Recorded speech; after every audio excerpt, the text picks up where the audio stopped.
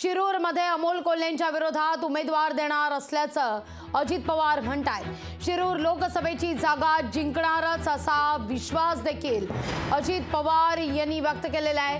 अजित पवारांचं अमोल कोल्हेंना थेट चॅलेंज आहे। त्यांनी मतदारसंघात लक्ष दिलं असतं तर बरं झालं असतं असं सुद्धा अजित पवार म्हणतायत। त्यांना निवडून आणण्याकरता जीवाचं रान केलं होतं असं देखील वक्तव्य अजित पवार यांनी केलेलं आहे। राष्ट्रवादी काँग्रेसमध्ये पडलेल्या फुटीनंतर अजित पवार गटाचा आता हा पहिला शिरूरवर दावा आहे, कारण आता शिरूरमध्ये अजित पवार गट विरोधात शरद पवार यांचा गट आमने सामने येण्याची शक्यता आहे। या दरम्यान अजित पवार यांनी शरद पवार गटाचे खासदार अमोल कोल्हे यांच्यावर नाव न घेता सडकून टीका केली आहे।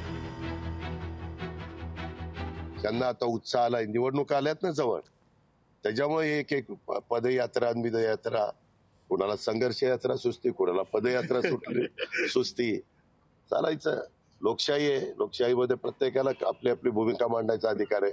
पदयात्रा काढा, मी पण सगळ्यात साई तालुक्यामध्ये सांगतो की काय कशा पद्धतीनं त्यांची भूमिका होती आणि तुम्ही गेल्या 5 वर्षात कितीदा त्यांना आपापल्या मतदारसंघामध्ये पाहिलं। काळजीच करू नका, तिथं दिलेला उमेदवार मी आज तुला सांगतो की निवडूनच आणून दाखव।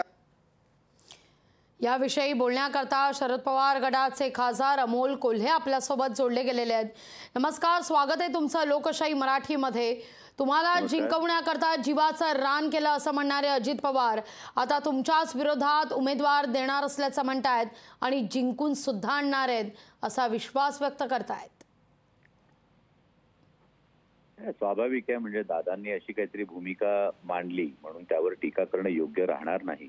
दादा फार मोठे नेते आहेत आणि इतक्या मोठ्या नेत्याविषयी माझ्या इतक्या अगदी सर्वसामान्य कुटुंबातल्या कार्यकर्त्यांना बोलणं हे उचित ठरणार नाही।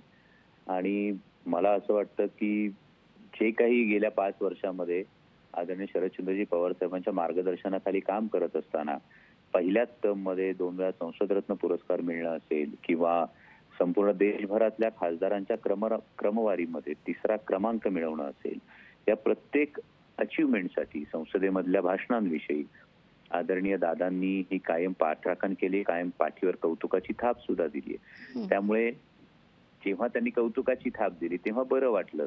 मग आता जर त्यांनी एखादं विरोधात भूमिका घेतली किंवा विरोधात एखादं स्टेटमेंट दिलं तर लगेच त्यांच्यावर टिप्पणी करणं हे माझ्या इतक्या लहान कार्यकर्त्याला योग्य दिसणार नाही।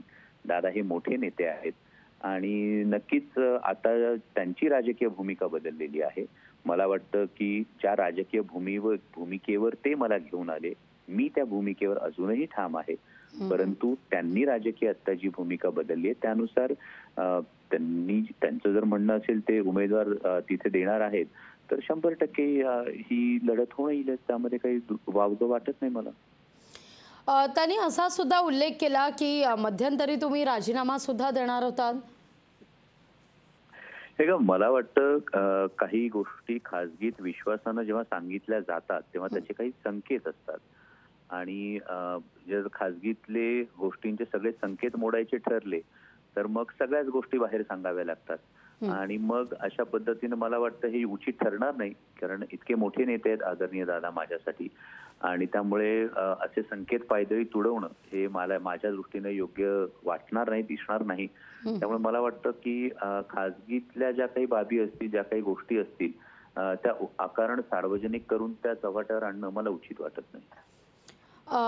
अगदी शेवटचा सवाल कोल्हेजी, तुमचं मतदारसंघामध्ये लक्ष नव्हतं असा सुद्धा आरोप त्यांनी या क्षणी केलाय। मला वाटतं 4.5 वर्ष तरी ते आमचे नेते होते, जुलैपर्यंत 2 जुलैपर्यंत ते आमचे नेते होते। जर असं काही असतं तर माझा कान धरण्याचा अधिकार मी त्यांना तेव्हाही दिला होता आणि आजही दिलाय।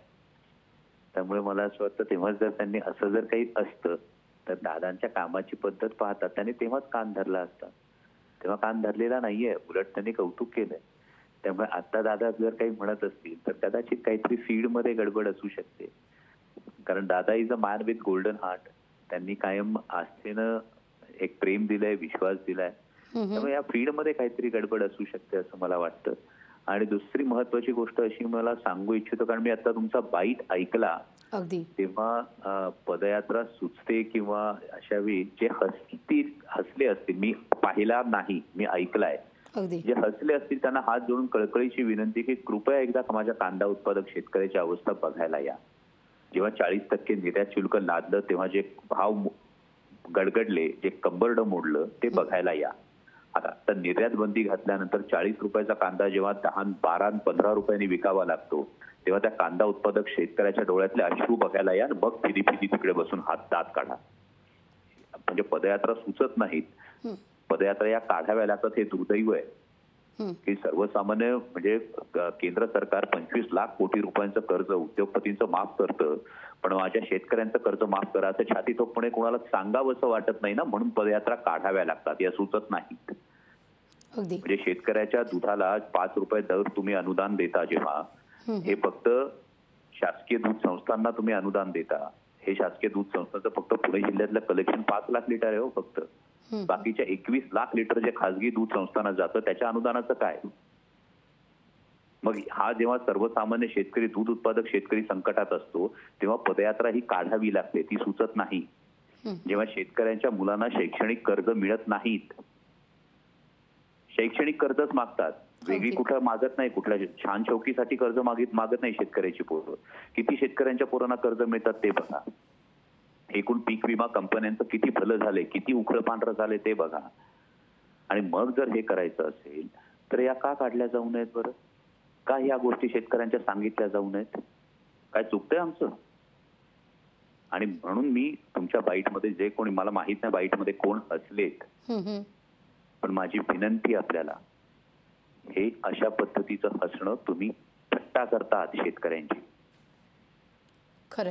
आणि आम्ही सर्वसामान्य कुटुंबातले आहोत, आम्हाला नाहीये राजकीय पार्श्वभूमी, आमचे नाहीये साखर कारखाने, आमच्या नाहीये शिक्षण संस्था, आम्हाला कुठलाही आमचा एम्पायर टिकवण्यासाठी राजकारण नाही करायचंय. सर्वसामान्यांचा आवाज मांडण्यासाठी जर आम्हाला लढायचं असेल तर तुमचं हे हसणं आम्हाला आणखी दिवसतंय, आणखी चवताळून पुढे येण्यासाठी. त्यामुळे माझी विनंती हात जोडून की या भावनांची थट्टा केली जाऊ नये. अगदी धन्यवाद कोल्हेजी, आमच्याशी संवाद साधला त्याबद्दल. लोकशाही मराठी ऐका, पहा, जागरूक रहा.